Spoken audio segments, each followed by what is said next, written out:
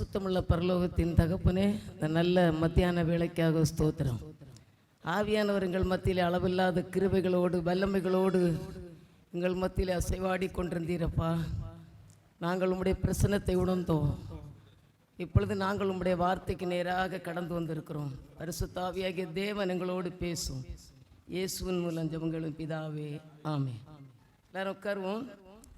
சிந்தனைக்கு எடுத்துக்கொண்ட வேத பாகம் லூக்கா எழுதின சுவிசேஷம் 10ஆம் அதிகாரம் 30ஆம் வசனம். லூக்கா 10:30. இயேசு பிரதித்திரமாக, ஒரு மனுஷன் எருசலேமிலிருந்து எரிகோவுக்கு போகையில் கள்ளர் கையில் அகப்பட்டான். அவர்கள் அவன் வஸ்திரங்களை உரிந்து கொண்டு அவனை காயப்படுத்தி குற்றுயிராய் விட்டு போனார்கள். இந்த இடத்துல என்ன பண்ண போறேங்கன்னா, ஆண்டவர் பாருங்களாம், ஒருத்தன் இயேசு சொல்றாரு, ஒரு ஓமையாட்டு அவங்கள்ட்ட என்ன சொல்றாரு, ஆண்டவர் ஒருத்தன் கேட்கிறான். ஆண்டவரத்துல ஒரு கேள்வி கேட்டதுக்கு ஆண்டவர் சொல்றாரு, ஒரு மனுஷன் எருசலேமிலிருந்து எரிகோவுக்கு போகையில் கள்ளர் கையில் அகப்பட்டான். ஒரு பிரயாணம், எருசலேம் சொல்லியது ஆண்டவருடைய பரிசுத்தமான ஸ்தலம். அங்கிருந்து எரிகோவுக்கு போறான். போற வழியில யார்ட்ட அகப்பட்டுட்டான்? கள்ளர் கையில் அகப்படுறான். கள்ளன்னா பிசாசு. அன்னைக்கு ஒருத்தன் கள்ளன்ல போய் ஆண்டவர் இப்படி எல்லாம் எழுதி வச்சிருப்பாரு. இதெல்லாம் நீங்க ஆவிக்குரிய சத்தியத்தில் எடுப்பீங்கன்னா, கள்ளன் எழுதி யாரு? பிசாசு. யோவான் 10:10 திருடன் திருடவும் கொல்லவும் அழிக்கவும் வருகிறானே அன்றி வேறொன்றுக்கும் வரா, நான் அவைகளுக்கு ஜீவன் கொடுக்கவும் அது பரிபூரணப்படவும் வருகிறேன்னு சொல்லி இயேசு சொல்றாரு. பிசாசு எதுக்கு வரேன்னா, உங்க வீட்டுக்கு எதுக்கு வரான்? உங்களை பிளஸ் பண்ணியா வரான்? சொல்லுங்க. உங்கள்ட்ட இருந்து எதையா திருடணும், உங்களை கொல்லணும், அழிக்கணும். அவனுக்கு திட்டம் அதுதான். இங்க பாரு என்ன பண்றான்னா, அந்த திருடன் என்ன பண்றான்னா, அவனுடைய வஸ்திரங்களை உரிந்து கொண்டு அவனை காயப்படுத்தி குற்றுயிரா விட்டுட்டு போனான். அரை உயிரில விட்டுட்டு போயிட்டான். சாகவும் இல்லை, வாழவும் விடல. என்ன விடல? நிறைய மக்கள் இப்படிதான் இருப்பாங்க.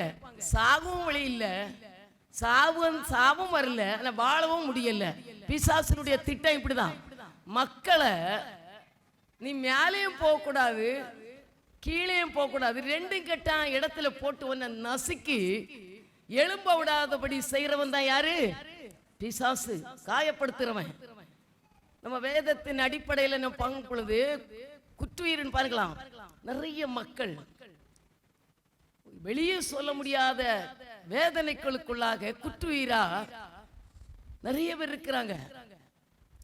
அவங்களுக்கு காயம் கட்ட யாருமே என்ன செய்யல, வரல.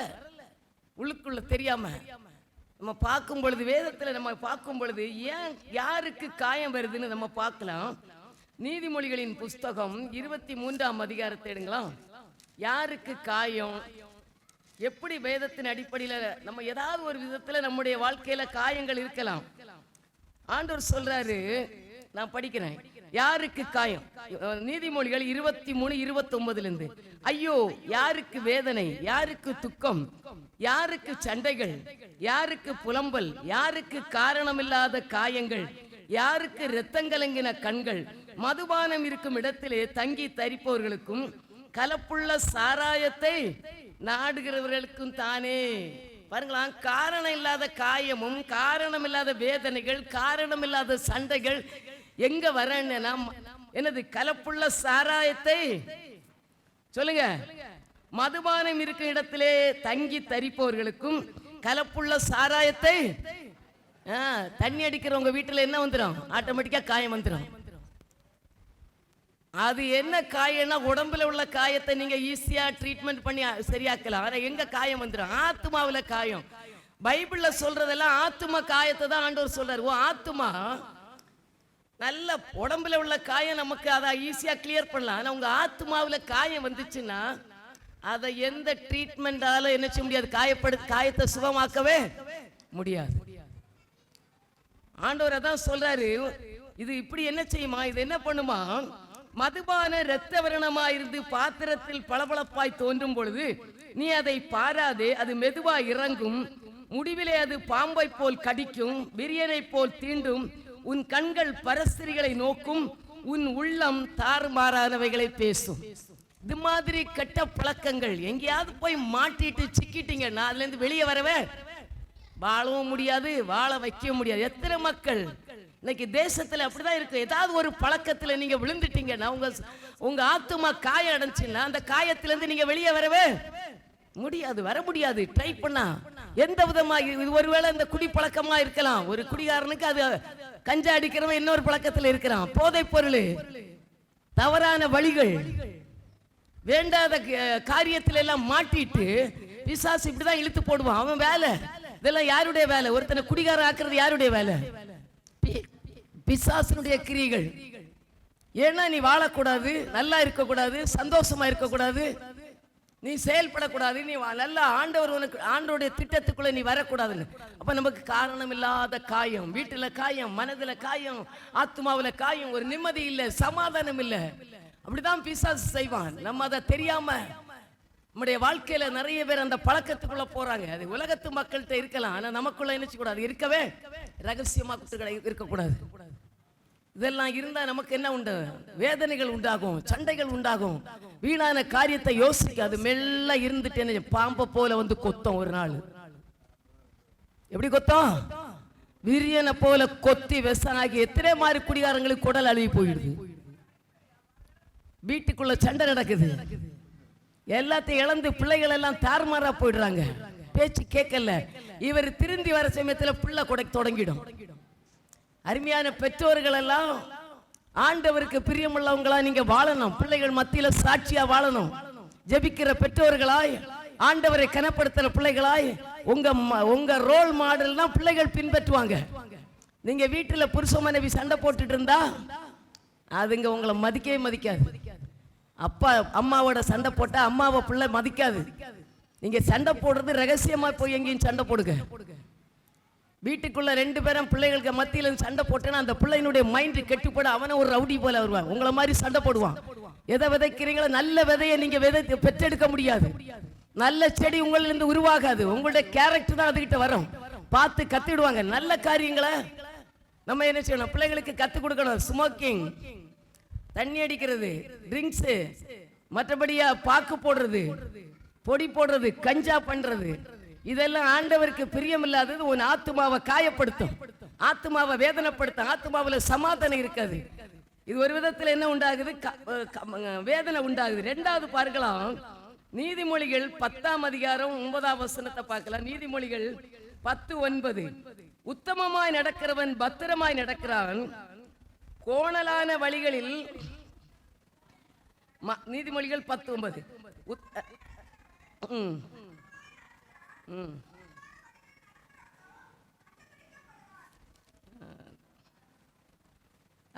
பிரசங்கி சார், பிரசங்கி 10:9.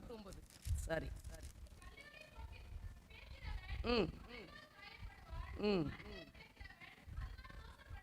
பாருங்களா, கல்லுகளை பேர்க்கிறவன் அவைகளால் காயப்படுவான். கல்லு, சிலரெல்லாம் எல்லக்கல்ல மாத்திடுவாங்க. கல்லு புரியுதா? இது உலக பிரகாரமான கல்லு. ஆனா என்ன பண்ணிருக்கிற ஆண்டவர் சொல்றாரு, கல்லுகளை ஆதியாகமம் 4ஆம் அதிகாரம் 2, நீதிமொழிகள் 26-27 எடுத்து படிக்கலாம். நீதிமொழிகள் 26-27.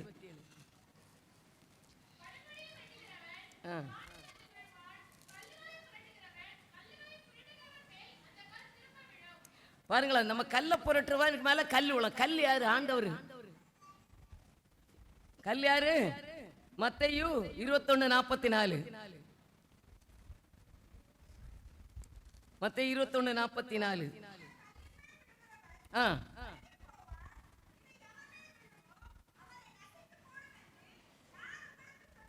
சொல்றாரு பாருங்களா, ஆண்டவர் சொல்றாரு, ஆண்டவர் தான் பிரதான மூலைக்கல். அந்த கல்லுகளின் மேல் மோதுகிறவன் என்ன செய்வானா? நொறுங்கி போவான். அந்த கல்லு யாருல விழுமோ அவனே நசுக்கி விடும். அப்ப நம்ம ஆண்டவருடைய பாதையில கரெக்டா இருந்தா தான் நமக்குள்ள என்ன உண்டு? ஆசீர்வாதம் உண்டு. இல்லைன்னா காயங்கள் வரும். ஆண்டவருடைய வழிகளை விட்டு நம்ம திரும்பும் பொழுது நமக்கு என்ன உண்டாகும்? காயங்கள் வரும், கஷ்டங்கள் வரும், பிரச்சனைகள் வரும். அதான் கல்லுகளை என்ன செய்ய முடியாது? பிடுங்க கூடாது. கல் இருக்கிற இடத்தை அதை நோண்டக்கூடாது. நம்ம ஜெபித்துட்டு இருக்கிறவங்க ஜெபம் பண்ணாம இருக்கக்கூடாது. ஊழியம் செய்கிறவன் ஊழியம் செய்யாம இருக்கக்கூடாது. ஆண்டவருடைய வழிகளில் இருக்கிறவங்க கொஞ்சம் ஸ்லிப் ஆயிட்டீங்கன்னா கல்லை பெயர்த்திட்டு ஆண்டவர் அங்கே அப்படியே தள்ளி விட்டுட்டு நீங்க போலான்னு கல் என்ன செய்யும்? உங்களை கடிக்கும். அது உங்க மேல மோதும். அதுக்கு மேல விழுந்துட்டேன்னா அது நம்மள என்ன செய்யும்? காயப்படுத்தும். மூணாவது பாருங்களா, நீதிமொழிகள் 7ஆம் அதிகாரம் 26ஆம் வசனம். பேசி அநேகரை காயப்படுத்துவாளாம். நீதிமொழிகள்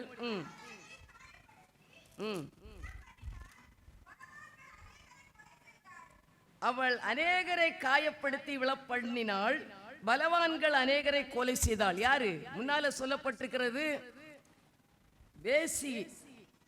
உன் இருதயம் 25, உன் இருதயம் அவள் வழியிலே சாய வேண்டாம், அவள் பாதையிலே மயங்கி திரியாதே, அவள் அநேகரை காயப்படுத்தி விழப்பண்ணினாள், பலவான்கள் அநேகரை கொலை செய்தாள். அப்ப பாரு, வேசி மார்க்கம், தப்பான எண்ணம், தப்பான எண்ணத்தோடு ஒருத்தரிடத்துல பேசுறது, தப்பான எண்ணத்தோடு ஒருத்தர்கிட்ட உறவு வைக்கிறது, இதெல்லாம் என்னது?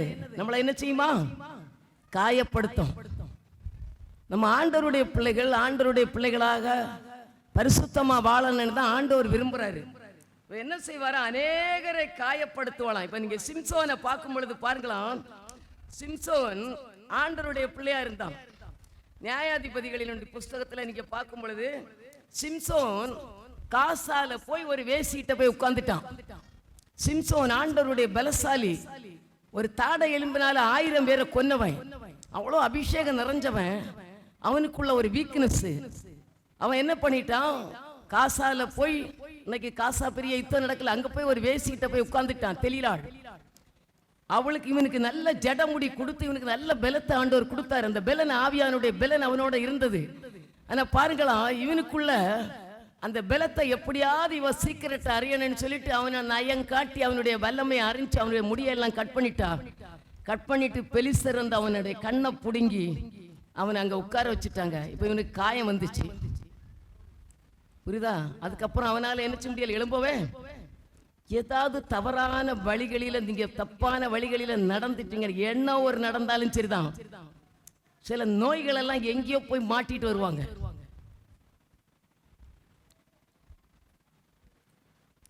சில நோய்கள் என்ன செய்யும்? சரீரத்தில் தொத்திடும். தவறான வழிகளில நடக்கிறவங்களுக்கு. எப்பவோ பண்ணினது ஒரு நாள் நான் ஒருத்தருடைய மெசேஜில் கேட்டேன். ஒருத்தர் எங்கேயோ ஒரு நாள் போய் ஒரு விபச்சார விடுதியில போய் ஃப்ரெண்ட்ஸ் மூலம் போயிட்டு என்ன செய்துட்டாரு? அவர் தவறான ஒரு காரியத்தை ஒரு நாள் பண்ணிட்டாரு. அப்புறம் வந்தா இவருக்கு உடம்புல பயங்கரமான நோய்கள் வந்தது. எல்லாரும் என்ன செஞ்சாங்களாம்? பயங்கரமா எல்லா ட்ரீட்மெண்ட்டும் பார்த்தாங்க, ஒண்ணுலயுமே நோய் கண்டுபிடிக்க முடியல. கடைசியில அவருக்கு செக் பண்ணும் பொழுது எய்ட்ஸ் நோய். அது எங்கேருந்து வந்து தெரியல. என்னைக்கோ ஒரு நாள் செஞ்ச தப்பு அவருடைய சரீரத்தில் அந்த வைரஸ் போச்சு. அவருடைய சரீரத்தை கெடுத்து அவருடைய லைஃபை கெடுத்துட்டு. இவருக்கு தெரியும், கடையில் போய் மெடிசன் வாங்க போனா எல்லாரும் அவரை பார்த்து சிரிப்பாங்களாம், ஒரு மாதிரி ஏளனமா பார்ப்பாங்களாம். என்ன அந்த ஆளு இந்த மெடிசனை வாங்க வந்திருக்கிறான்னு. ஏன்னா அதுக்குள்ள மருந்து. இப்போ டாக்டர் சொல்லிட்டாரா, நீ சாகிறது வரை இந்த நோய் ஒன்ன விட்டு போகாது, இவனுக்கு திருமணம் பண்ண முடியாது, மற்றவங்களோட சந்தோஷமா இருக்க முடியாது. பாருங்களாம், சில காரியங்கள் நம்ம வாழ்க்கையில சின்ன சின்ன தப்புகளை நீங்க செய்கிறது, அது உங்களுடைய ஆத்மாவை காயப்படுத்தி அதுல நிம்மதி இல்லாம உள்ளுக்குள்ள அந்த காயம் இருந்துட்டே இருக்கும். அதை ஆற்றவே முடியாது.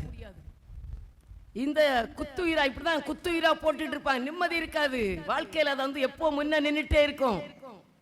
தாவீது கூட அதான் சொல்றாரு, என் பாவங்கள் எப்பொழுது எனக்கு முன்னால நிக்கிறது. நீங்க இப்ப கூட நீங்க இந்த எனக்கு வாட்ஸ்அப்ல கூட ஒரு மெசேஜ் வந்துச்சு. நம்ம ஸ்டெயினையும் அவங்க 2 பிள்ளைகளையும் ஒரு வேன்ல போட்டு எரிச்சாங்க இல்ல, அதுல ஒருத்தர் எனக்கு என்ன செஞ்சிருக்காரு, மனம் மாறி மனம் திரும்பி இருக்கிறாரு. அப்ப அவர் சொல்றாரு, 25 வருஷம் ஆச்சு, அவர் 14 வயசுல அந்த தப்பு பண்ணாராம். எப்ப பார்த்தாலும் அந்த ஸ்டெயினுடைய குழந்தையும் அவரும் தான் அவருக்கு முன்னால நிப்பாங்களாம்.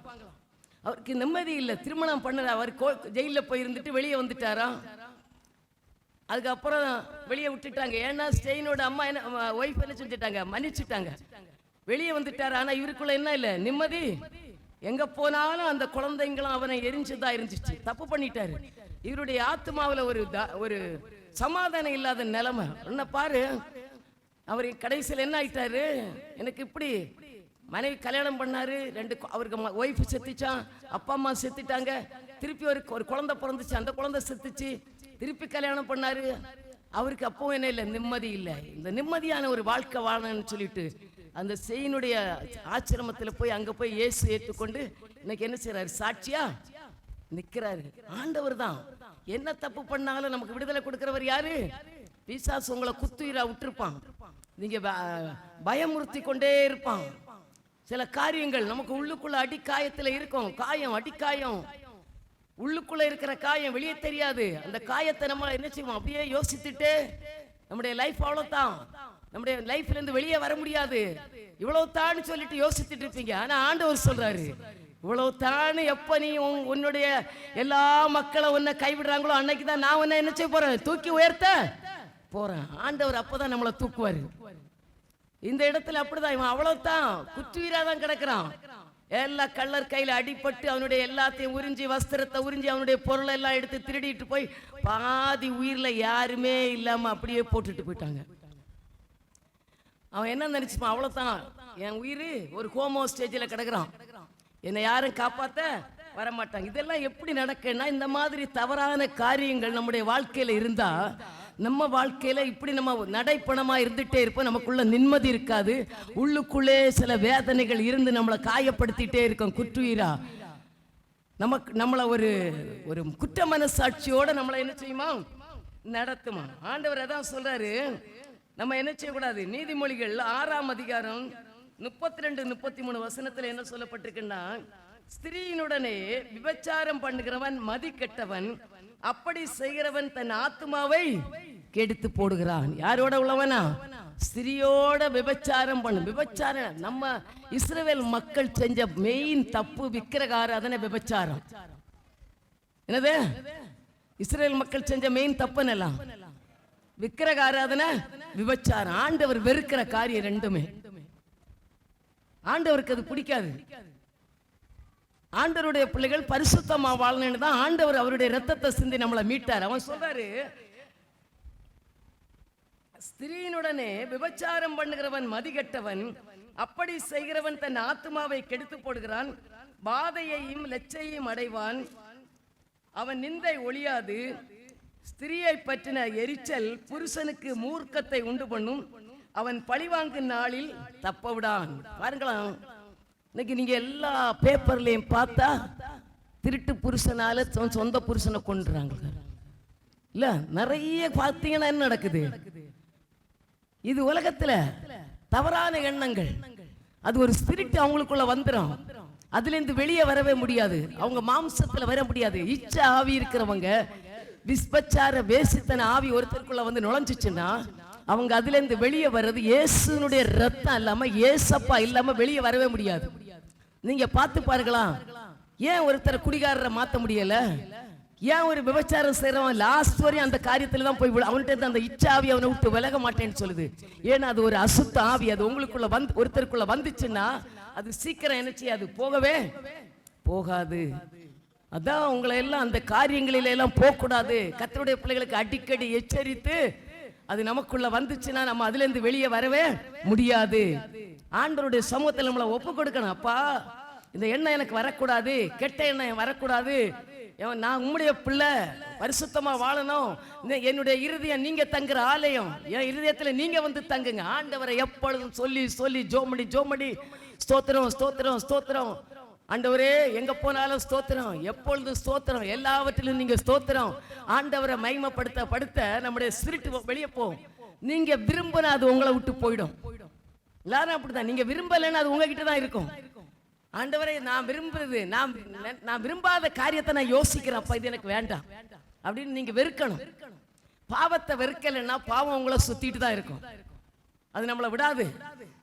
அதனால நம்ம என்ன செய்யணும், பாவத்தை வெறுக்கணும். நான் ஆண்டவருக்கு பரிசுத்தமா வாழணும், நான் ஆண்டவருடைய பிள்ளையா வாழ விரும்புறேன் அப்பான்னு சொல்லிட்டு நீங்க என்ன செய்யணும், அந்த உலகத்தின் இச்சையான காரியத்தில் வெளியே வரணும். இல்லைன்னா நம்ம ஆத்துமா காயத்தோட தான் இருக்கும், சமாதானம் இருக்காது. ஆத்துமா காயத்தோட நீங்க ஒரு ஊழியத்தை செய்ய முடியாது. ஆத்மாவில காயம் வந்தா என்ன செய்ய முடியாது? பரிசுத்தமா எங்கும் நம்ம தைரியமா நிக்க முடியாது. ஆண்டவருடைய சமூகத்துல நிக்க முடியாது. நம்முடைய குற்ற மனசாட்சி நம்மளை குத்திட்டே இருக்கும். ஆண்டவருடைய ரத்தம் தான் நம்மளை கழுவி சுத்திகரிக்கும். இயேசுவோட ரத்தத்தினால ஒவ்வொரு நாளும் போய் நீதிமான் அனுதினமும் சுத்திகரிக்கப்படுகிறான்னு சொல்லுது. ஒவ்வொரு நாளும் போய் உட்காரணும் ஆண்டவருடைய சன்னிதானத்துல, ஒவ்வொரு நிமிடமும் இருக்கணும். சண்டை மட்டும் வந்தா எல்லாம் நீங்க பரிசுத்தமா வாழ முடியாது. டெய்லி போய் டைம் நேரங்களை ஒதுக்கி ஆண்டவருடைய பாதத்துல உட்கார்ந்து வேண்டாத எண்ணம், யோசனை, ஆண்டவருக்கு பிரியமில்லாத சிந்தனை, இதை எல்லாத்தையும் நம்மளை விட்டு மாற்றணும். அப்பதான் நீங்க பரிசுத்தமான வாழ்க்கை வாழ முடியும். பரிசுத்தமான வாழ்க்கை வாழலைன்னா பரலோகம் போக முடியாது. இந்த உலகத்துல எல்லாம் கிடைக்கும், ஆனா எங்க போக முடியாது? பரலோகத்துக்கு. அங்க போற ஜனம் பரிசுத்தம் உள்ள ஜனம். ஆண்டவரை மாறி ஆண்டவர் சொல்ல, நான் பரிசுத்தர், அதனால எல்லாரும் பரிசுத்ததான் இருக்கணும். நான் என்ன போல மாறுங்க. நான் இருக்கிற இடத்துல என்ன போல இருக்கிறவங்க தான் இருக்க முடியும். என்ன போல விரும்புறேன் நான் நீங்க விரும்பு உங்க பரிசுத்தம் இல்ல, நான் உங்கள்கிட்ட என்ன எதிர்பார்க்கிறோம் அந்த பரிசுத்தத்துல நீங்க நடந்தாதான் எங்க முடியும்? பரலோகத்துல வர முடியும். அடுத்தது எப்படி காயம் வருதுன்னா, உன்னத பாட்டு 5ஆம் அதிகாரம் 7ஆம் வசனம் பாருங்களா.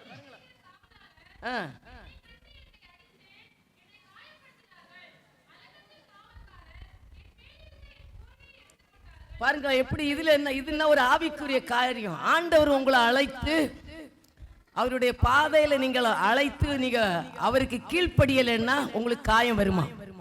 என்ன காயம் வரும்?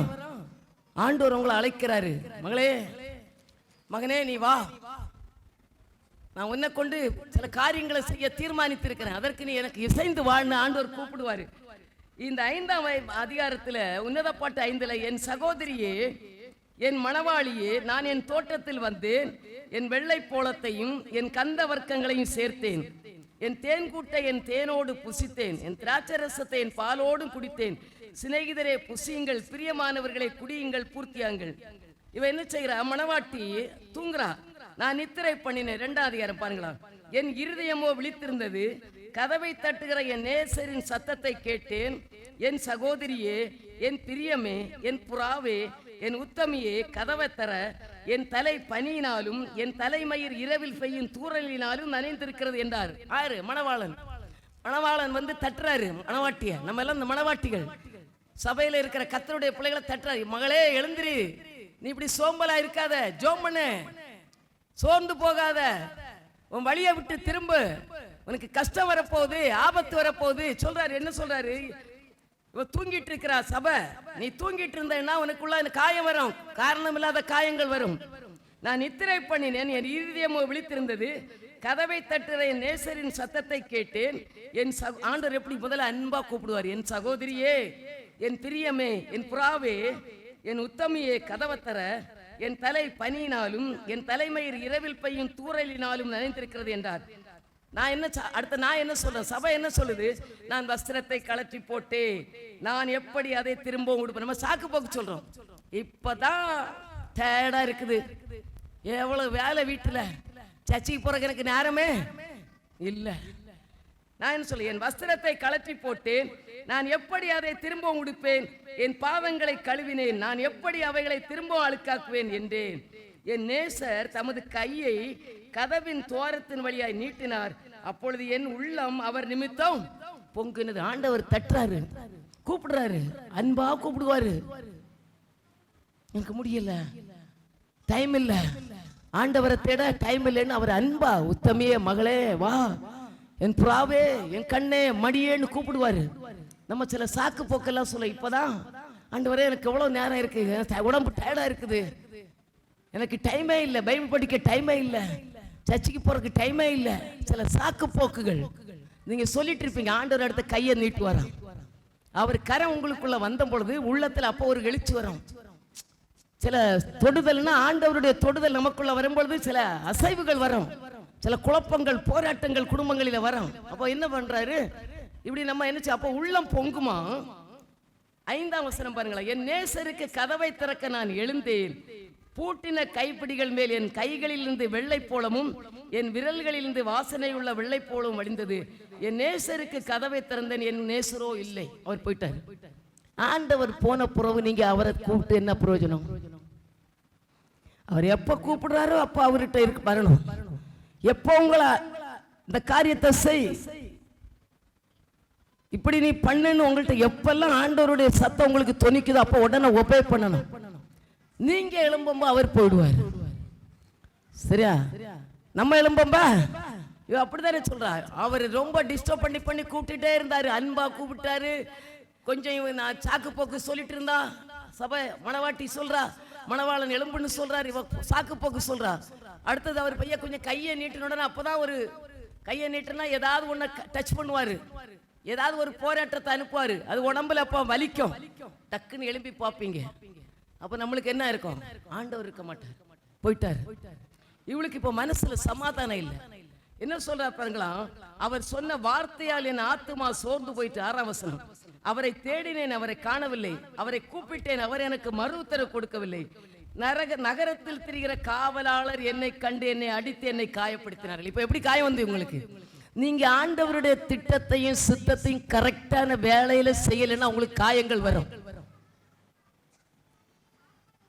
நம்ம எத்தனை பேர் அந்த காயத்துக்குள்ள இருக்கிறோம்? நீங்க எழும்பும்போ ஆண்டவர் இருக்க மாட்டாரு. நம்ம நினைக்கிற மாதிரி இல்ல. உங்க வேலை, உங்க வழி அவருடைய வழி அல்ல, உங்க நேரம் அவருடைய நேரமா இல்ல. நீங்க எல்லாத்தையும் முடிச்சுட்டு வருவீங்க, ஆண்டவர் நினைச்சு போயிடுவாரு. ஆண்டோடைய வருகை சீக்கிரம். மணவாளுடைய அதுக்கப்புறம் யார்கிட்ட மாட்டுவீங்க? காவலாளர் கையில மாட்டி இவளுக்கு காயம் வந்துச்சு. தேடுறா, எங்க போனாரு? என் நேசரை காணும். உன்னத பாட்டுல அப்படிதான் எழுதியிருக்கு, என் மணவாளனை காணும். இங்கதான் பாக்குறேன் பாருங்களா. எருசலேமின் குமாரத்திகளே, என் நேசரை கண்டீர்களானால் நான் நேசத்தால் சோகமடைந்திருக்கிறேன் என்று அவருக்கு சொல்லும்படி உங்களுக்கு ஆணையிடுகிறேன். கேட்கிறா, ஒவ்வொருத்திட்டையும் கேட்கிறா, எங்க போனா விடுதலை கிடைக்கும்?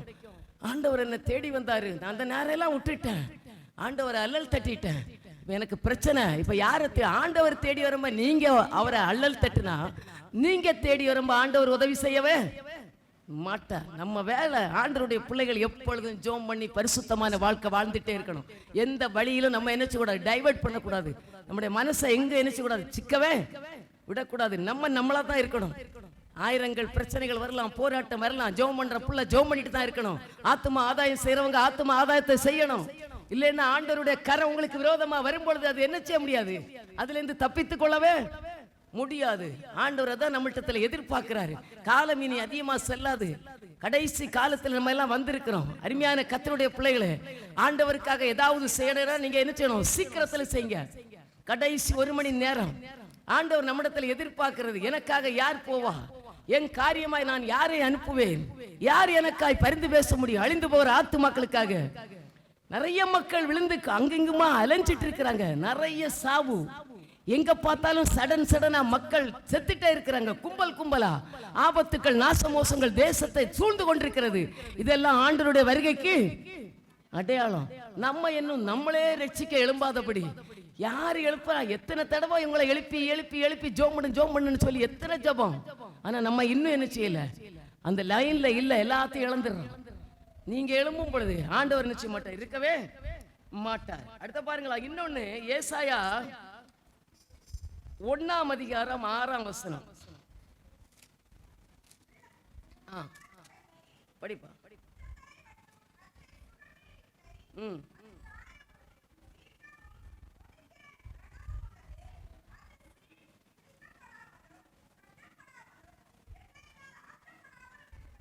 உள்ளங்கால் தொடங்கி உச்சத்தலை மட்டும் அதுல என்ன இல்ல? சுகம் இல்லையா?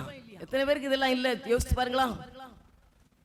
ஆண்டவர் சொல்றாரு, ஏசாயா தீர்க்கதரிசி மூலமா இஸ்ரேல் மக்களுக்கு சொல்றாரு, உள்ளங்கால் தொடங்கி உச்சந்தலை மட்டும் அதிலே சுகம் இல்ல, அது காயமும், காலு வலி, கால வீக்கம், கழுத்துல வீக்கம், நொதிக்கிற ரணமுமா இருக்கிறது.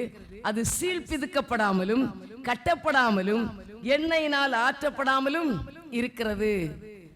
பாருங்களா, ஒரு காயம் உங்களுக்கு வந்துச்சுன்னா நீங்க அதை என்ன செய்யணும்? உள்ள இருக்கிற மேலால அதை என்ன செய்யக்கூடாது? மெடிசின் போட்டு அப்படியே என்ன செய்யக்கூடாது? பூசக்கூடாது. மேல என்ன போட்டு புண்ணு ஆரிச்சுன்னு நினைப்பீங்க. ஆனா உள்ளுக்குள்ள என்ன இருக்கும்? சீல் இருக்கும். நிறைய பேர் அப்படிதான். ஆண்டவர் என்ன, ஆண்டவர்கிட்ட நான் வந்துட்டேன், நான் ஜோம் பண்ணிட்டேன், எல்லாத்தையும் ஆண்டவர் என்ன விட்டுட்டாரு அப்படின்னு எல்லாம் என்ன நினைக்க கூடாது. சில சீல்கள் நம்முடைய வாழ்க்கையில இருக்கும். நிறைய காரியங்கள் எல்லாம் விட்டுருவீங்க, ஆனா சில சீல் இருக்கும் உள்ள.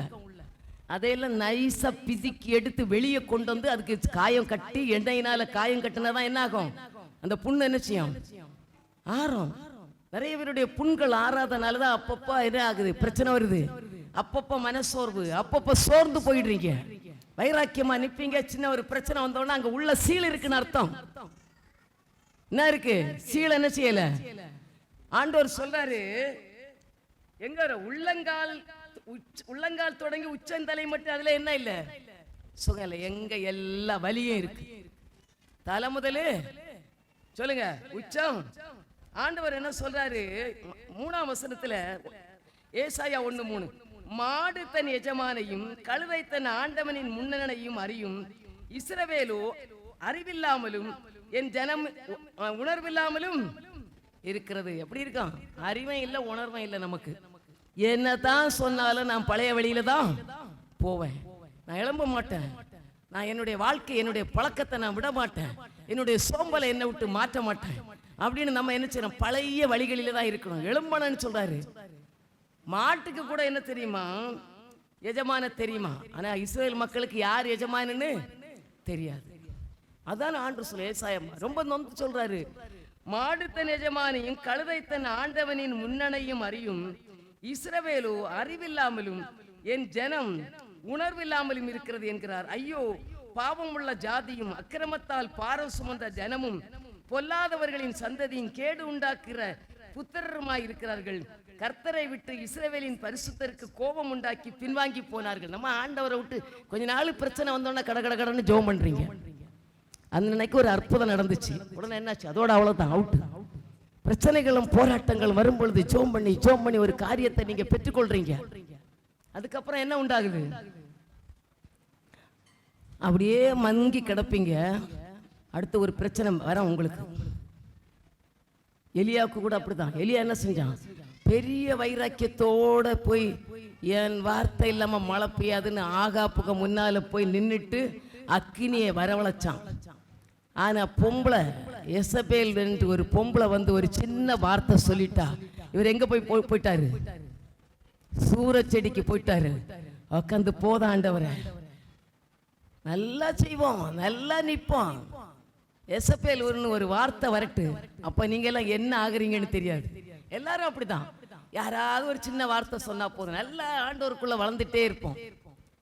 பெரிய பெரிய காரியம் உங்களுக்கு நடக்கும். அற்புதங்கள் ஆண்டவர் செய்வாரு. மலை போல உள்ள காரியங்கள் எல்லாம் நடக்கும். அதிசயங்கள் நடக்கும். உங்க வாழ்க்கையில நினைக்காத காரியத்தை எல்லாம் கர்த்தர் கொடுப்பாரு. அப்படியே வைக்கிற சமயத்துல நீங்க என்ன செய்வீங்க? கொஞ்சம் மனசு நமக்குள்ள ஒரு பெருமை வந்துடும். பரவாயில்ல, அதோட அந்த ஸ்டெப்பும் போயிடும். அந்த பரிசுத்தம், அந்த ஓட்டம், ஆண்டவருடைய சமூகத்துல காத்திருக்கிறது, உபவாசம் எடுக்கிறது, வேதத்தை படிக்கிறது, ஆண்டவருடைய ஊழியத்தை மற்றவங்களுக்கு சொல்றது, ஜெபிக்கிறது, இதெல்லாம் கொஞ்சம் கொஞ்சமா குறையும். அப்போதான் என்ன வருவா? யார் வருவா? அப்போ எசபேல் வருவா. நமக்குள்ள மைண்ட் எல்லாம் ஆண்டவர் அந்த காரியத்தை செஞ்சுட்டாரு. பரவாயில்ல, எனக்கு இது நடந்துச்சு, போதும், கேட்டது நடந்து போச்சு. பிள்ளைகள் எல்லாம் ஜாக்கிரதையா கேர்ஃபுல்லா இருக்கணும். +2ல கேட்டீங்க, மார்க்கை கொடுத்துட்டாரு, இன்னும் அடுத்ததுக்கு போகணும். நம்ம லெவல் என்ன செய்யணும்? அடுத்த லெவலுக்கு போகணும். அதோட நிறுத்திடக்கூடாது, படிப்பை நிறுத்திடக்கூடாது, ஹார்ட் ஒர்க்கை நிறுத்தக்கூடாது.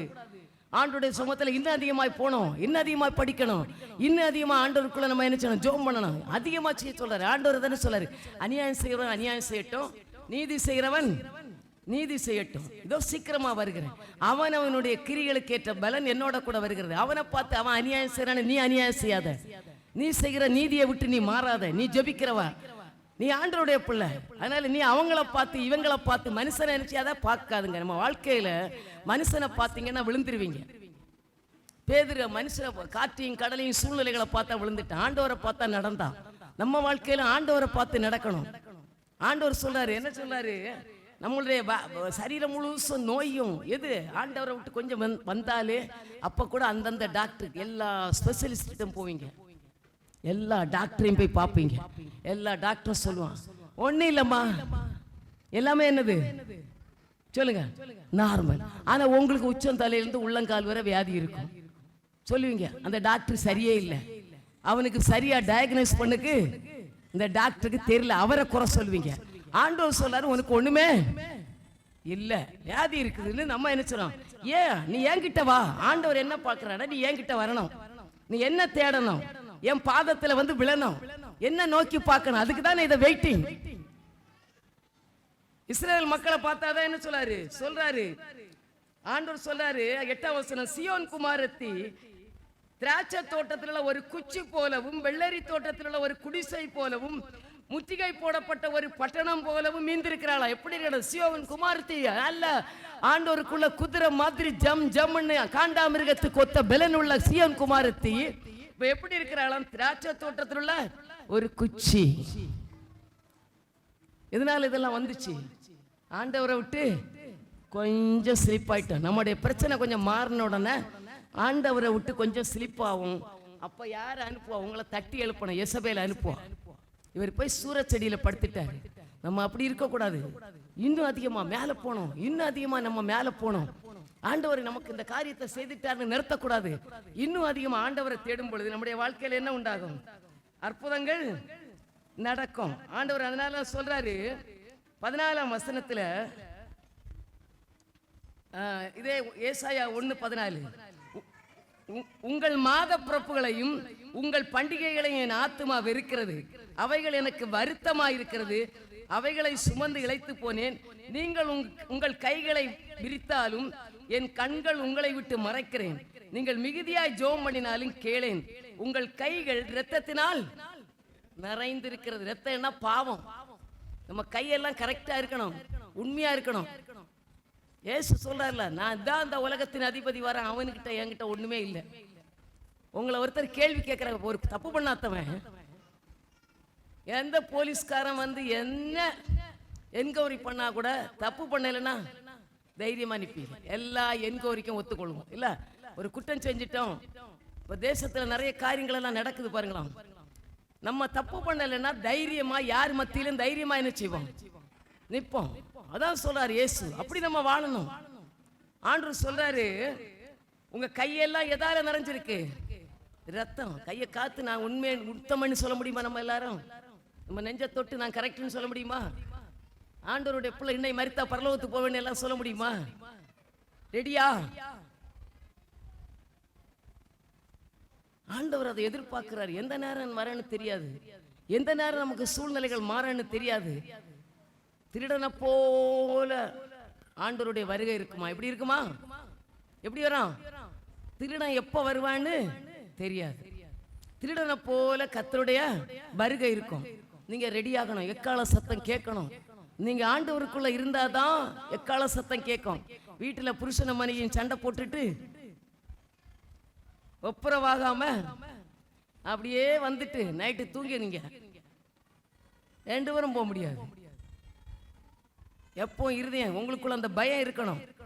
அந்த தெய்வ பயம் நமக்குள்ள எந்த நேரம் நமக்கு என்ன ஆண்டவருடைய சத்தம் கேட்க அவங்க போயிட்டே இருப்பாங்க. தானே சொல்றாரு, 2 பேர் படுக்கையில இருப்பாங்க, ஒருத்தர் ஏற்றுக்கொள்ளப்படுவார், ஒருத்தர் கைவிடப்படுவார். 2 பேர் மாவரைச்சிட்டு இருப்பாங்க, ஒருத்தர் ஏற்றுக்கொள்ளப்படுவாங்க. இவங்க சொல்ல முடியாது, ஐயே எம்மா புருஷன் வா ஏசப்பா வந்துட்டாரு போகலான்னு. அதெல்லாம் சொல்ல சான்ஸே இல்லை. அவங்க போயிட்டே இருப்பாங்க. அவங்களுக்கு கேட்கும். யார் பரிசுத்தமா இருக்கிறாங்களோ அவங்களுக்கு மட்டும்தான் அந்த சத்தம் கேட்கும். அதனாலதான் நம்ம பரிசுத்தமா வாழணும்.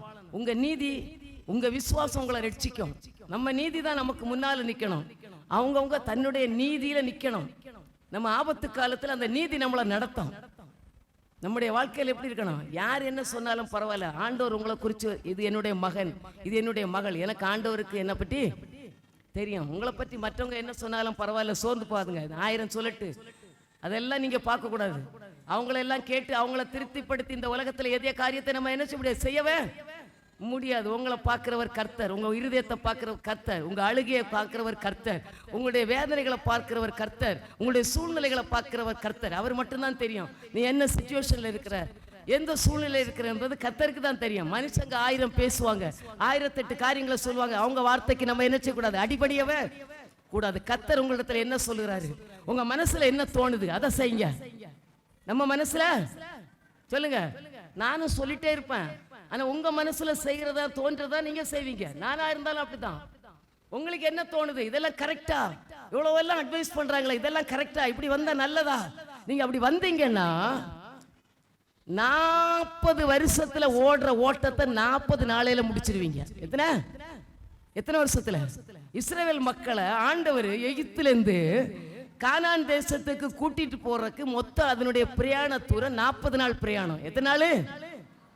இதுங்க அங்கங்கே போயிட்டு கடவுளை முறுமுறுக்கிறது, அப்பப்போ வேலி விலகுது, அங்கங்கே போய் உட்காந்து ஆண்டவர் இதெல்லாம் கொடுத்தாரு. ஒரு சின்ன கஷ்டம் வந்தேன்னா கறி இல்லை, மீன் இல்லை, இப்படி எதுக்கு இந்த கிறிஸ்தவ பாதையில் வந்து எனக்கு இந்த கஷ்டம், ஆண்டவரை விட்டுறேன்னு இப்படியெல்லாம் யோசிக்கிறதுனால 40 நாளையில் போக வேண்டிய தூரம் எத்தனை வருஷம் ஆச்சு? 40 வருஷம்.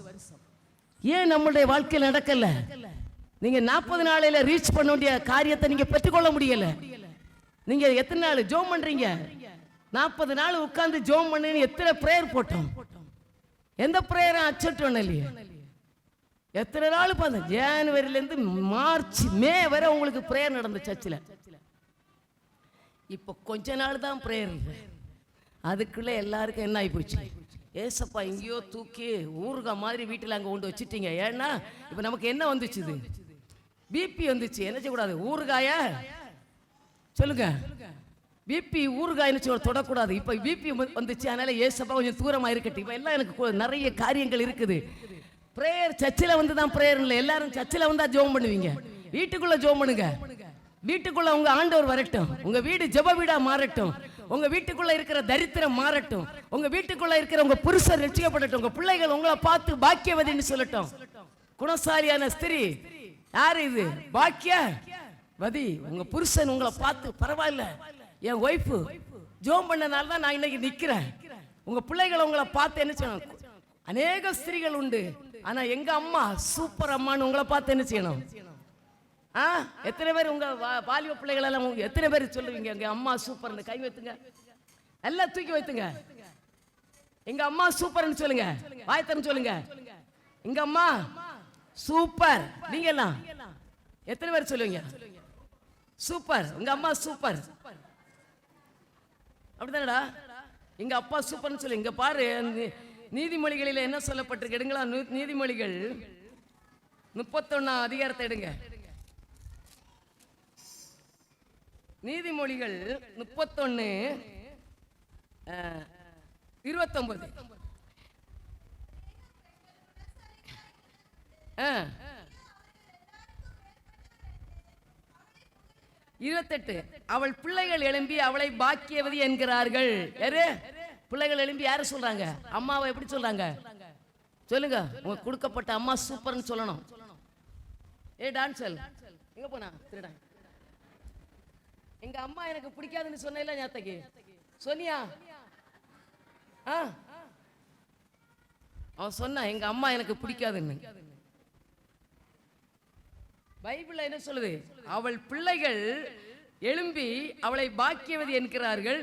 அவள் புருஷனும் அவளை பார்த்து, உங்க எல்லா ஹஸ்பண்டும் சொல்றேன், உங்க மனைவியை பார்த்து அநேகம் பெண்கள் குணசாலியா இருந்ததுண்டு, நீயோ அவர்கள் எல்லாவற்றுக்கும் மேற்பட்டவள் என்று அவளை புகழ்கிறாள். எத்தனை பேர் புகழுங்க? கை அல்லையில சொல்லுங்க. உண்மையா புகழ்றீங்களா? சொன்ன உள்ளத்திலிருந்து சொல்லுங்க. ஒய்ஃபை புகழணும். யாரு புகழ்றது? எப்படியோ செஞ்சு என்னென்னவோ அதுங்க பண்ணி எடுத்து வைக்குது. ஆனா ஒரு நாள் கூட பரவாயில்லம்மான்னு யாரும் என்ன செய்யறது இல்லை, புகழ்கிறதே இல்ல. யாரு புகழுவாங்க உங்க ஒய்ஃபை? வீட்டுக்குள்ளேயே கிச்சன்ல நோண்டிட்டு அப்படியே கிடக்குறாங்கல்ல, உங்களுக்கு யாரு செஞ்சு தருவாங்க? பாஸ்டர் சொல்லுவாரு, நீ இப்பதானே அம்மா சமையல் பண்ற, நான் உனக்கு கல்யாணம் ஆனதுல இருந்தே நான் என்ன செஞ்சேன்? நான் தானே வீட்டில் எல்லா காரியத்தையும் செஞ்சு வச்சுட்டு இருந்தேன். சமையல் எல்லாம் செஞ்சுட்டு உன்னை கூப்பிட வருவேன். நான் சொல்லுவேன், உங்களுக்கு அப்ப வயசு 45 வயசு. நான் எப்படி சொல்லுவேன் தெரியுமா? உங்களுக்கு அப்ப எத்தனை வயசு? 45 வயசு. நான் இப்ப 65 தாண்டிட்டேனே. அப்ப ஈஸியா இருந்துச்சு. மனைவிகளை புகழணும். அதுங்களை யார் புகழுது? அதுங்களை யாரும் புகழ மாட்டாங்க. போ, கடமை, உன் கடமை, உன்னுடைய டியூட்டி, இதுதான் நீ செய்தாகணும். இதுக்கு தான் பொம்பளைங்களை பிறந்து அப்படியே அடிமையாட்டு இருக்கு. இப்போ எல்லாம் பேப்பர்ல எல்லாம் செய்யறாங்க. மனைவிகளை என்ன செய்யறாங்க? எல்லாம் சொல்றான். ஒரு பொண்ணை ஒருத்தன் அவனுடைய இதை பாட்டு வீடியோல மெசேஜ் கொடுத்து செத்துச்சுன்னு எல்லாம் சொல்றான். சூப்பர், நம்ம நல்ல பையன்களுக்கெல்லாம் பொண்ணு கிடைக்க மாட்டேன்னு சொல்லுது, கெட்ட பையன்களுக்கெல்லாம் சூப்பர் பொண்ணு கிடைக்குன்னு எல்லா ஆம்பளைங்களும் சொல்றாங்க. உங்களுக்கெல்லாம் கிடைச்சது சூப்பர் வைஃபுங்க. இப்ப எங்க என்ன சொல்றாரு இவரு? அநேக பெண்கள் குணசாலியா இருந்ததுண்டு, நீயோ அவர்கள் எல்லாவற்றிலும் மேற்பட்டவள் என்று அவளை புகழுகிறான். சௌந்தரியம் வஞ்சனை உள்ளது, அழகும் வீண். கர்த்தருக்கு பயப்படுகிற ஸ்திரியே, கர்த்தருக்கு பயப்படுகிற ஸ்திரீகளை நீங்க புகழணும். சும்மா கிடக்கிற ஸ்திரீகளை இல்ல, ஆண்டவருக்கு பயப்படுற ஸ்திரீகளை புருஷர்களை என்ன செய்யணும்? புகழணும். அவங்கள நீங்க இது பண்ணனால்தான் உங்களுக்கு ஒரு அவங்க கொஞ்சம் என்கரேஜ் பண்ணி விடும் பொழுது, என்னை பொறுத்த அளவில் நான் யாரும் புகழணும்னு விரும்ப மாட்டேன். என் வேலையை செஞ்சுட்டு போயிட்டே இருப்பேன். நிறைய பேர் எதிர்பார்க்கிறவங்க இருக்கிறாங்க. என்ன வீட்டில் புகழாட்டு கூட எனக்கு நிறைய இடத்துல இருந்து புகழ் வரும். நான் ஊழியம் செய்கிற இடத்துல இருந்தெல்லாம் எனக்கு நிறைய சாட்சி சொல்லுவாங்க. அப்படியே பண்ணி ஃபோன் பண்ணி நான் ஃபோனை பண்ணுவேன், அடுத்து பேசிட்டு இருக்கோம்லே ரிலீஃப் ஆயிடுவாங்க. நான் அதெல்லாம் யோசிக்கிறது இல்லை. நீங்க புகழட்டு கூட நான் யோசிக்கிறது இல்லை. நான் என் பாட்டுக்கு என் காரியத்தை செஞ்சு சொல்லிட்டு போயிட்டே இருப்பேன். ஆனா அதை புகழறதுக்குன்னு ஒரு கூட்டம் எதிர்பார்க்கும். அவங்கள நம்ம என்ன செஞ்சுக்கணும்? புகழ்ந்துதான் ஆகணும். அப்பதான் ஆண்டவர் நம்மளுடைய வாழ்க்கையில அதிசயங்களையும் உங்களுடைய மனைவிகளுக்கு தீர்க்காயுச கொடுப்பாரு. எல்லா புருஷர்களும் மனைவி இல்லைன்னா உங்களால ஒரு மாசம் கூட என்ன செய்ய முடியாது. உங்க மனைவிகளை அம்மா வீட்டுக்கு ஒரு மாசம் அனுப்புங்களா? எல்லாரும்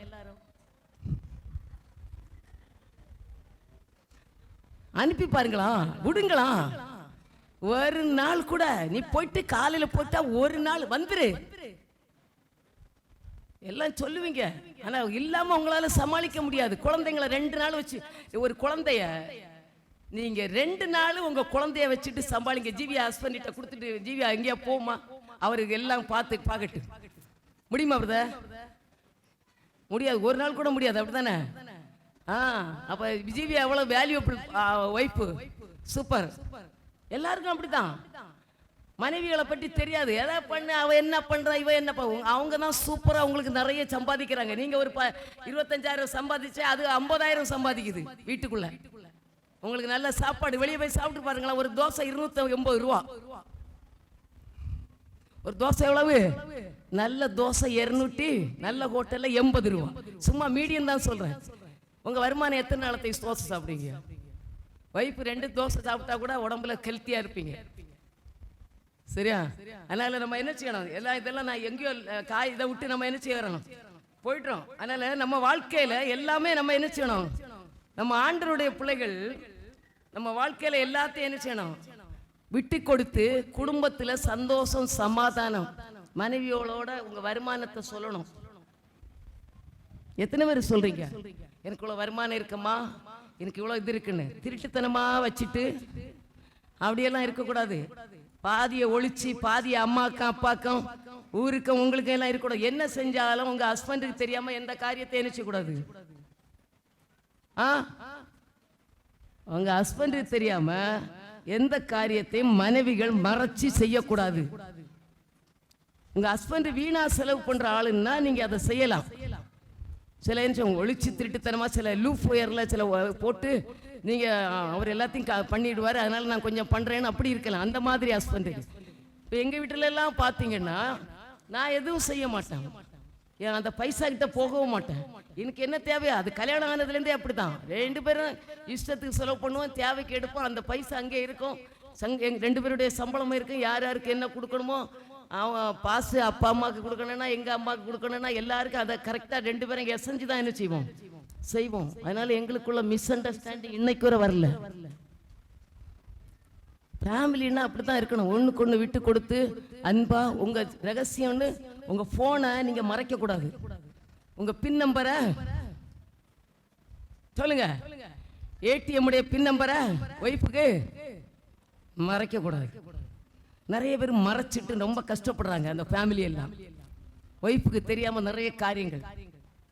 அது மாதிரிதான் நீங்களும் அப்படித்தான்.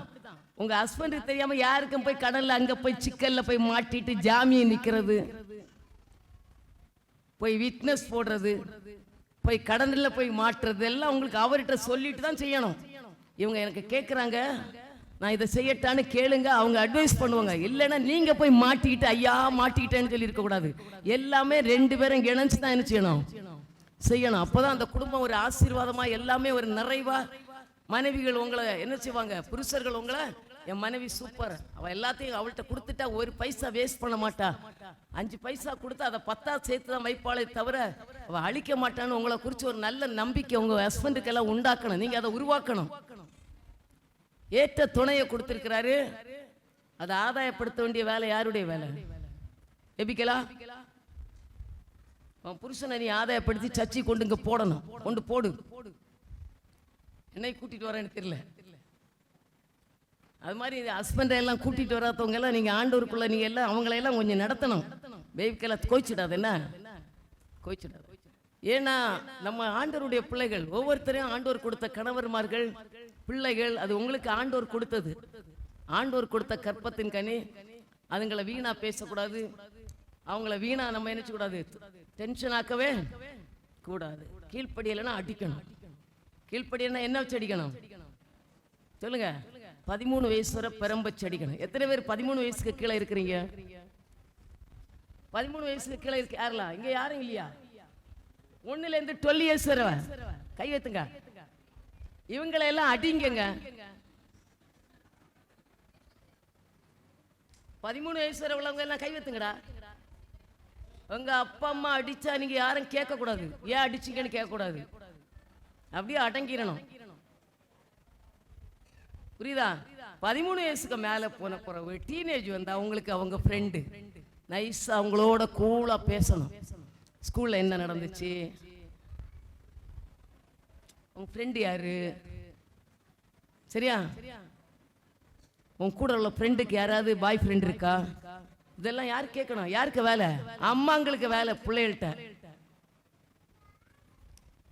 அது விட்டுட்டு அதுகளை போட்டு அடிச்சு 13 வயசுக்கு மேல அடிச்சு கம்பெனிட்டுனா என்ன அர்த்தம்? அவங்கள்ட்ட நீங்க அட்வைஸ் பண்ணி கூலா போய் இருதயத்தில் இருக்கிறத பிடுங்கணும். லேடிஸ் சிம்சனுடைய உங்க வீட்டுக்காரரே அப்படிதான். ஏங்க லேட்டு பாஸ்டர் பாருங்களா, ஒரு நாள் அவர் லேட்டா வந்தாருன்னா நான் ஆபீஸ்லேருந்து வருவேன், நான் ரிப்பன் பில்டிங்லேருந்து வரணும். இவர் இங்கிலீஷ் லெட்டர் கம்பெனி தானே, எங்கேயாவது வெளியே போயிட்டாருன்னா நான் வரம்ப வீட்டில் இல்லைன்னா ஒரு லெட்டர் எழுதி வச்சுட்டு போவார். அம்மா இந்த வீட்டு அப்போ எல்லாம் ஃபோனெல்லாம் இல்லாத காலம் இல்லை, என் ஃப்ரெண்டோடைய கல்யாணத்துக்கு நான் போகிறேன், இது நீ சாப்பாடு இருக்குது அதெல்லாம் இருக்குன்னு ஒரு லெட்டர் எழுதி வச்சுட்டு போவார். இல்லைன்னா அவர் என்னது வந்தா காலி காண்டு சொல்லாம கொள்ளாம போனா. 10 நிமிஷம் லேட்டானா கேட்பேன், ஏங்க 10 நிமிஷம்? நான் 5 மணிக்கு பெல் அடிக்கும், நீங்க அதுலேருந்து இங்க வர்றதுக்கு வீட்டில் இருக்க சனிக்கிழமை நோண்டிட்டே இருப்பேன். சனிக்கிழமை டியூட்டின்னா மற்ற நாள் எனக்கு தெரியாது இல்ல. என்னாச்சியா வழியில ஆட்ட அவர் உடனே ஈக்குவலா சொல்லுவாரு, அவன் பார்த்தேன், அவன்கிட்ட ஃப்ரெண்ட்ல பேசினேன், இந்த கடைக்கு போனேன், மார்க்கெட்டுக்கு போனேன், மீன் வாங்கினேன், உனக்கு இந்த நேரம் எல்லாம் என்ன இப்படி போயிட்டு நோண்டாத அப்படி நான் ஒன்னொன்னா கேட்பேன். போன் வந்தோடனே கேட்பேன் யாரு போன் பண்ணதுன்னு. ஊழியத்தில் வந்த புறவு இல்லை, முன்னால கேட்பேன். இதெல்லாம் நீங்க கேட்டு கரெக்ட் பண்ணுங்க. உங்க வீட்டுக்காரர் அப்படியே தாறுமாறா விட்டுட்டு கயரை நீட்டி விட்டுனா அது ஒரு நாள் ஒரு இடத்துல போய் கீழே உளும். அப்போ போய் இழுக்க பார்த்தா அங்க வராது. கொடுக்கப்பட்டது நம்மளுக்கு ஒண்ணுதான் கொடுத்துருக்கு, இதெல்லாம் எக்ஸ்சேஞ்ச் பண்ண முடியாது. என்னது எக்ஸ்சேஞ்ச் பண்ணுவேன்? அத பத்திரமா 95 வயசு வரை நீங்க குடும்பமா வாழ்றீங்கன்னா அந்த 95 வயசு வரை நீங்க அதை என்ன செய்யணும்? பின்னாலே கண்காணிச்சுட்டு இருக்கணும். எங்க போய் சிக்கம் மாட்டேன்னு சொல்ல முடியாது. பேய்களும் நாய்களும் உலகத்துல சுத்தி திரிஞ்சுட்டே இருக்கு. அதுல எங்க அதே மாதிரி மனைவிகள் மேலே நீங்க கண்ணு கருத்தமா இருக்கணும். நிறைய மக்கள் என்ன பண்ற ஃப்ரெண்டுன்னு சொல்லிட்டு எல்லா புருஷன்களையும் வீட்டுல கொண்டு வந்துடுறது. அப்படியெல்லாம் கொண்டு வரக்கூடாது. ஆம்பளைங்க வீட்டுல லேடிஸ் இருக்கும்போது பிரதர்ஸ் எல்லாம் ரொம்ப ஆம்பளைங்களெல்லாம் நீங்க தனியா வெளியே வச்சுட்டு பேசிட்டு அனுப்பிடணும். அவங்கள உள்ள கொண்டு வந்து டீ போடு, காப்பி போட்டு கொடு, அதை கொடுன்னு அவங்களோட பேசி கதை பேசி உட்கார வச்சுட்டு ஃப்ரெண்டுங்களை சொந்தக்காரங்க அது வேற கதை வச்சுட்டு உட்கார்ந்துட்டு இருந்துட்டு நீங்க இல்லாத நேரத்தில் வந்து கட்டி தட்டிட்டே இருப்பாங்க. இந்த பாஸ்டர் அப்படிதான். அவருக்கு தேடி ஒரு மாசம் தோறும் நிறைய பாஸ்டர்ஸ் வருவாங்க. நம்ம ஒரு நாள் உள்ள வந்துட்டான்னு வைங்களேன், எங்க வீட்டுக்குள்ள வரணும்னா அந்த நாய் இருக்குது வெளியே வரக்கூடாது. அவர் போய் காணிக்கை கொடுத்துட்டு வந்துருவாரு. நான் வந்தோன்னு அப்படியே பார்ப்பேன் எந்த பாஸ்டர் வந்துருக்கு. பாஸ்டர் இல்லைங்க என்ன சொல்லுவேன், பாஸ்டர் இல்ல வெளியே போயிட்டாரு அப்புறம் வாங்கன்னு சொல்லி அனுப்பி விட்டுருவேன். கூப்பிட்டு வச்சுட்டு நான் உள்ள உட்கார வச்சு அவங்கள உட்கார வச்சு டீ போட்டு கொடுத்து அவங்கள இன்வைட் பண்ணிட்டு இப்படியெல்லாம் நான் பண்ணினேன்னா நீங்க அது மாதிரி எல்லாம் அலோவ் பண்ணக்கூடாது. நீங்களும் லேடிஸ் எல்லாம் பண்ணாதுங்க. உங்க வீட்டுக்காரர் இருந்தா வெளியே இந்த ஆட்களை உள்ள என்ட்ரி பண்ணுங்க, உங்க பாஸ்டர் தவிர. புதுசா வரவங்களை எல்லாம் உள்ள வச்சு கதை பேசிட்டு இருந்தீங்கன்னா வீணான பிரச்சனைகள் நமக்கு வரும். அதெல்லாம் கேர்ஃபுல்லா இருக்கணும், ரொம்ப ஞானமா இருக்கணும். பிள்ளைகளா இருந்தாலும் சரிதான், புருஷர்களும் அப்படிதான், நண்பர்களா இருக்கலாம். நிறைய ஏன்னா அந்த உலகம் யாருன்னு தலை தெரியாம தாறுமாறா இருக்கிற உலகத்துல வாழ்ந்துட்டு இருக்கிறோம். எந்த மனுஷன் எந்த யாரையும் நம்ம நம்பவே முடிய கூடாது. எல்லாத்தையும் ரொம்ப ஸ்ட்ரிக்டா. இதெல்லாம் நான் உங்களுக்கு ஏன் அட்வைஸ் பண்றேன்னா, நம்ம ஆண்டோடைய பிள்ளைகள் நமக்கு இதனால நிறைய காயங்கள் வரும். வீட்டுல ஒண்ணுக்கு ஒண்ணு சண்டை வரும், பிரச்சனைகள் வரும். நம்ம என்ன செய்ய முடியும்? ஒண்ணுக்கு ஒண்ணு நம்ம என்ன செய்ய முட்டிட்டு கிடப்போம். காரணம் இல்லாத பிரச்சனைகள் நம்ம குடும்பங்களுக்குள்ள வரும். அதனாலதான் நம்ம என்ன செய்யக்கூடாது, இதெல்லாம் நம்ம என்ன செய்யக்கூடாது, அலோவ் பண்ணவே கூடாது. ஓசியா 6ஆம் அதிகாரம் 1ஆம் வசனம் முடிச்சிடுறேன். ஓசியா 6:1.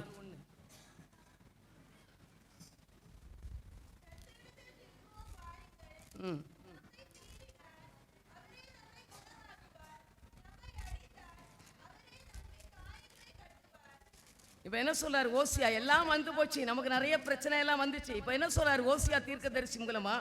கர்த்தரிடத்தில் திரும்புவோம் வாருங்கள். ஆண்டவரிடத்துல போவோம், விழுந்துருவோம். யார் கையில விழுந்துருவோம் சொல்லுங்க? ஆண்டவர் இடத்துல விழுந்துருவோம். அவர் தான் நமக்கு வழி.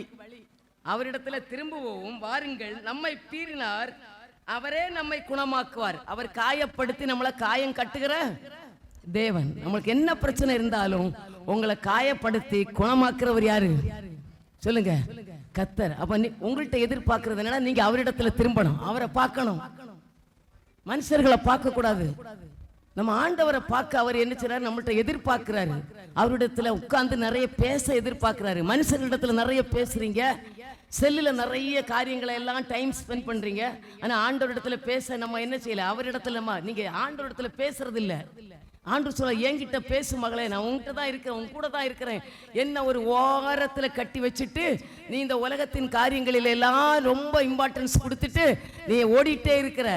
இப்ப ஆண்டவர் சொல்லாரு, நம்ம எங்க போனோம்? அதனால தான் நமக்கு இருந்தது பீர்னா, நமக்கு நிறைய கஷ்டங்கள், நிறைய காயங்கள் வந்தது. சத்துருடைய கையில இருந்துட்டு நமக்கு நிறைய ஆசீர்வாதங்களை சத்துரு பிடிக்கிட்டான். ஏன்னா ஆண்டவர் சொல்லார்ல, அவரே நம்மை குணமாக்குவார், நம்மை அடித்தார், அவரே நமது காயங்களை கட்டுவார். அப்படி நம்முடைய காயங்களை கட்டுகிறவர் யாரு? இந்த குருடன். இந்த திராட்சை இந்த இங்க வந்தா லூக்கா 10ஆம் அதிகாரத்துல வாங்க. லூக்கா 10:34. இவன் என்ன பண்றான் பாருங்களா? 10ஆம் அதிகாரம் 34ஆம் வசனம். கிட்ட வந்து அவனுடைய காயங்களில் எண்ணெயும் திராட்சரசமும் வார்த்து காயங்களை கட்டி அவனை தன் சுய வாகனத்தின் மேல் ஏற்றி சத்திரத்துக்கு கொண்டு போய் அவனை பராமரித்தான். இப்ப யாரு? நல்ல சமாரியன் வருகிறான். ஆசாரியன் போயிட்டான், லேவியன் வந்துட்டு விலகி போயிட்டான். உங்களுக்கு நிறைய பேர் சப்போர்ட் பண்ண மாட்டாங்க. இந்த இடத்துல பாருங்களா, அவனை காயப்படுத்தி குட்டுயிரா விட்டாங்க. லூக்கா 10:30. அப்பொழுது தற்செயலாய் 31ஆம் வசனம் 10:31. ஒரு ஆசாரியன் அந்த வழியே வந்து அவனை கண்டு பக்கமாய் விலகி போனான். அந்தபடியே ஒரு லேவியனும் அந்த இடத்துக்கு அவனை கண்டு பக்கமாய் விலகி போனான். பின்பு சமாரியன் ஒருவன் பிரயாணமாய் வருகையில் அவனை கண்டு மனதுருகினான். யாரு மனதுருகிறது? அந்த சமாரியன் தான் இயேசு. உங்க காயத்தை எல்லாம் கண்டு உங்கள் மேல மனதுருகிறது யாரு? இயேசு. இந்த உலகத்துல யாரும் லேவியர் ஊழியக்காரன் உங்களுக்காக மனதிருக்க மாட்டாங்க தானே சொல்றாரு. ஆசாரியனும் மனதிருக்கல. யாரு தான் மனதிருக்கிறது சொல்லுங்க? இயேசு தான். நீங்க அவரை பிடிச்சுக்கோங்க, அவருடைய பாதத்துல விழுங்க. மனதிற்கு என்ன சொல்றாரு பாருங்களா? காயங்களில் எண்ணெயும் திராட்சரசமும் வார்த்தி காயங்களை கட்டி, உங்க உடம்புல இருக்கிற காயம், உங்க மனசுல இருக்கிற பயம், இதெல்லாம் பயம் எல்லாம் ஒரு காயம், கலக்கம் ஒரு காயம், சமாதானம் இருக்காது. அதெல்லாம் இருந்தா உங்க ஆத்மாவில் ஒரு காயம் வந்திருக்கு. தப்பு செய்துட்டோம், எனக்கு இதுல பனிஷ்மெண்ட் வருமே, அதனால தான் எனக்கு இந்த நோய் வந்துச்சான்னு யோசிக்காதுங்க. ஆண்டவர் காயம் கட்டுகிற நல்ல சமாரியன் உங்க பக்கத்துல இருக்கிறாரு. அவர் சொல்றாரு, உங்களை கட்டி, காயத்தை கட்டி, திராட்சரசத்தை வார்த்து, எண்ணெயை பூசி, அபிஷேக தைலத்தினால, உங்களை ஆனந்த தைலத்தினால அபிஷேகம் பண்ணி, எவ்வளவு தப்பு செஞ்சிருந்தாலும் ஆண்டவர் இடத்துல வரும் பொழுது அவர் என்ன செய்யறாரு? நமக்கு எண்ணெய் பூசுறாரா, அபிஷேகத்தை கொடுக்கிறாரு. திராட்சரசத்தை, அவருடைய ரத்தத்தை நமக்காக சிந்தினதுனால அந்த திராட்சரசத்தை கொடுத்து சுய வாகனத்தின் மேல் அவனை ஏற்றி சத்திரத்துக்கு கொண்டு போய் அவனை பராமரித்தான். யாரு? இவ்வளவு தூரம் நம்மளுக்கு உயிர் கொடுத்து மேல கொண்டு வருவார். யாரு? இயேசு. இவ்வளோ நான் சொன்னாலும், இவ்வளோ காயங்கள் இருந்தா கூட நீங்க மனம் திரும்பி ஆண்டவர் இடத்துல ஒரு தீர்மானம் எடுங்க. நம்ம நினைச்சு கூடாது, இப்படியே வாழக்கூடாது. ஏதாவது ஒரு நேரத்தை வீட்டுல ஒதுக்குங்க, ஒரு 1 hour ஒதுக்கி ஆண்டவரத்துல ஜெபம் பண்ணுங்க, உங்களை பரிசுத்தப்படுத்துங்க, உங்க வாழ்க்கையில ஒரு மாற்றத்தை உண்டாக்க ஆண்டவரத்துல பேசுங்க. சும்மா ஏதோ எல்லாம் நினைச்ச கூடாது, யோசிக்க கூடாது. ஏத்தியோக்கு ஒரு காரணம் இல்லாம போய் உட்கார்ந்துட்டு அப்படி கொஞ்ச நேரம் 1 hour இருந்து ஸ்தோத்திரம் பண்ணாலே உங்க வீட்டில் உள்ள பிரச்சனை தானே மாறும். வீட்டுக்குள்ள இருந்து என்ன செய்யணும்?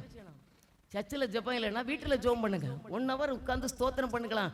எல்லா எரிச்சல், டென்ஷன், பிள்ளைகளுக்கு உள்ள வர எல்லா போராட்டமும் மாறிடும். ஸ்தோத்திரம் பண்ணுங்க, ஒன்றும் செய்யாண்டாம். நீங்க ஸ்தோத்திரம் பண்ணி வீட்டுக்குள்ள இருந்து ஸ்தோத்திரம் பண்ணி பாருங்களா, உங்க வீட்டுக்குள்ள இருக்கிற சத்துரு மாறிடுவோம்.